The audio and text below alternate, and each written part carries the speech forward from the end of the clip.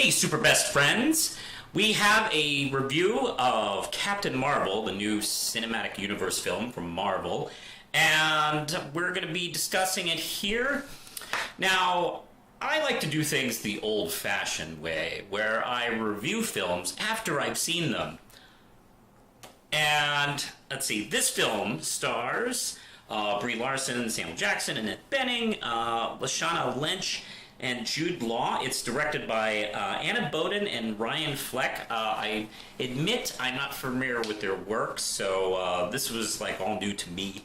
Okay, let's get into the start of it. There probably will be some light spoilers on this thing. So I'm just going to say I think my shirt speaks for my opinion, essentially. I liked it a lot.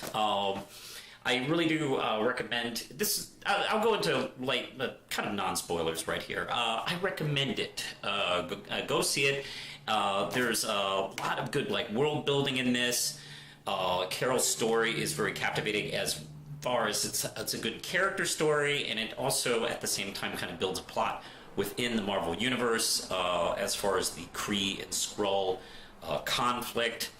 The effects are really good. It's a strong-looking film, despite the fact that I think it is a smaller budgeted Marvel film than some of the others. They definitely went the Wonder Woman route, where they decided to cut corners for the female film, just in case. But it looks like it's paying off pretty well, from what I understand. It does have a '90s kind of flair, and I'm not just talking about the references to '90s culture and technology and the music, but I don't know, just some of the way it's shot and the buddy cop thing going on here.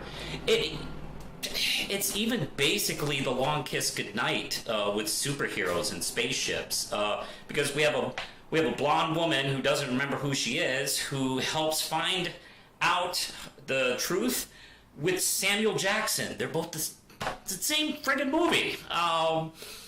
So yeah, before we go into any kind of deep discussions of it, I do recommend it a lot. Okay, now I think that's satisfactory. If you haven't seen it, if you don't have anything really blown at all, want to go in totally cold, you can stop here. Okay, we're done. Alright, essentially the film, I'll go into a little bit of a plot summary where Brie Larson plays Veers, and she is a Kree warrior with that cool, mysterious past where she can't remember and she has amnesia and she doesn't know, but she has these mysterious powers that Jude Law's character, Lo Rog, it's one of those stupid spacey names.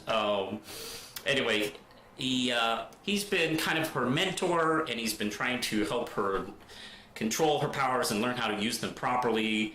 He is her commander also, and they go on a mission to stop some Skrulls. Everything goes south, literally, and she ends up on Earth.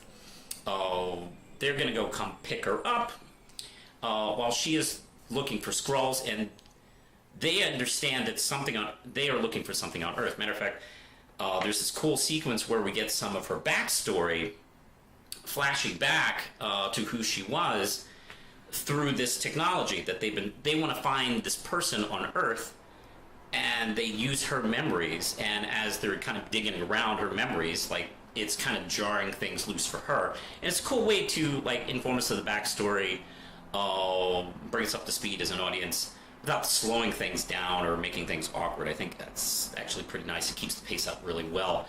And of course she gets to Earth, and that's where she runs into Samuel Jackson. There's a lot of really good humor as far as they connect. One of the things I like so much about Samuel Jackson is that, yeah, this is a lighter, less hardcore version of the Nick Fury that we've been used to, and he is kind of on the verge of kind of giving up on this whole thing until he sees friggin' aliens with laser beams, and alien cats and all this kind of stuff. I like the fact that he's on board pretty quick. There's no long period of trying to convince him, which would be patience testing. I have no patience for that kind of thing. So I'm really happy that oh crap, it's an alien. All right, I'm on board with you and your crazy stuff. As well as we get to see Clark Gregg again as a younger Coulson. We get to see Ronan again. I don't know if we really got enough of him in Guardians, and he gets killed in Guardians, so we'll never see him again. So it's nice to see his jerk ass show up.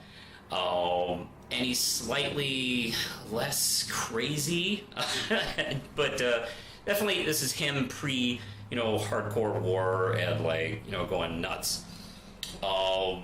It's nice to see Lee Pace. I think he is a underused actor. I think he's really talented.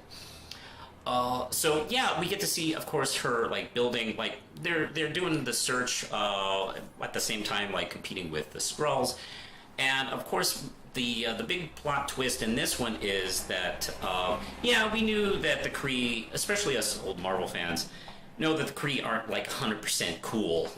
They're not exactly the new Genesis aliens. They're, I don't know, they're kind of dirty as well. They're not, they're less terrible than the Skrulls generally in the Marvel Universe, but they're not the best. So we definitely get to see that aspect. And the Skrulls that Carol comes across that, these guys have been hunting are basically refugees and trying to escape. There's a line about how the Kree have basically destroyed the Skrulls, and they've kind of scattered them across the universe. And the batch that she finds on Earth were just trying to find a new home and get away from it all, while still being chased by the Kree, who have been manipulating her. They have the big weapon that gives her powers is kind of now in her. They've been trying to figure out how to utilize that, and oh boy, it's I don't know. I just really enjoyed that part. Let's see. Let me go some pros here. I really enjoyed the acting a lot in this film. Let's see. Brie Larson does this nice, subtle, gradual change in the character where she's basically an asthmatic who has been taught to tamper down her emotions and focus, but she still has that snarkiness that peeks in, whether she likes it or not, because that's just her personality kind of poking through, even though they're trying to tap it down.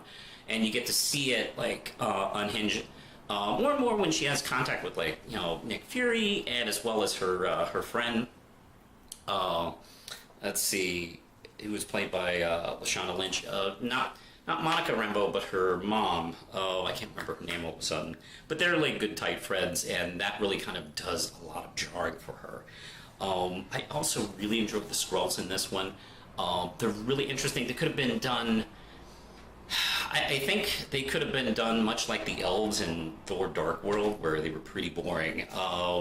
These guys were really interesting. We only see a few Skrulls with lead roles, and I just couldn't stop listening to them talk. I particularly like the way Talos shows up in Rambeau's house, sucking on some kind of soda.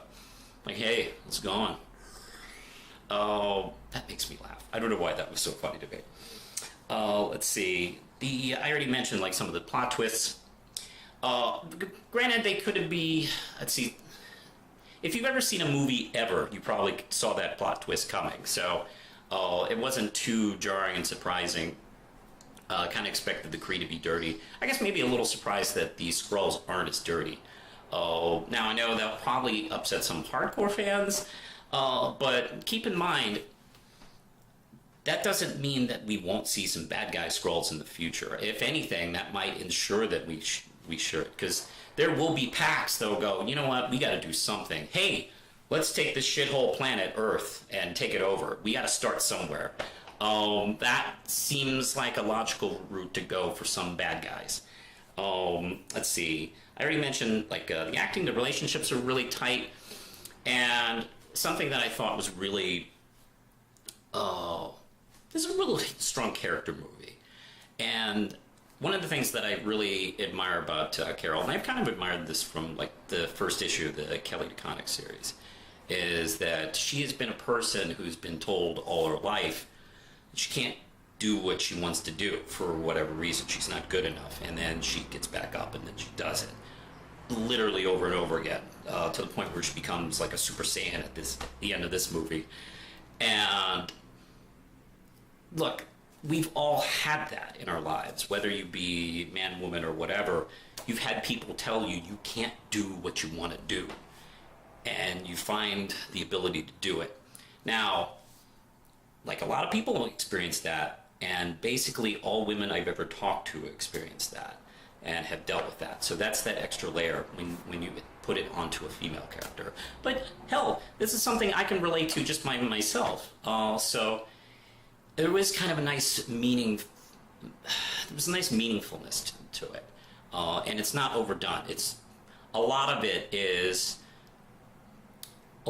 like visual storytelling in that case. There's no big, like, long, boring speeches or anything about it.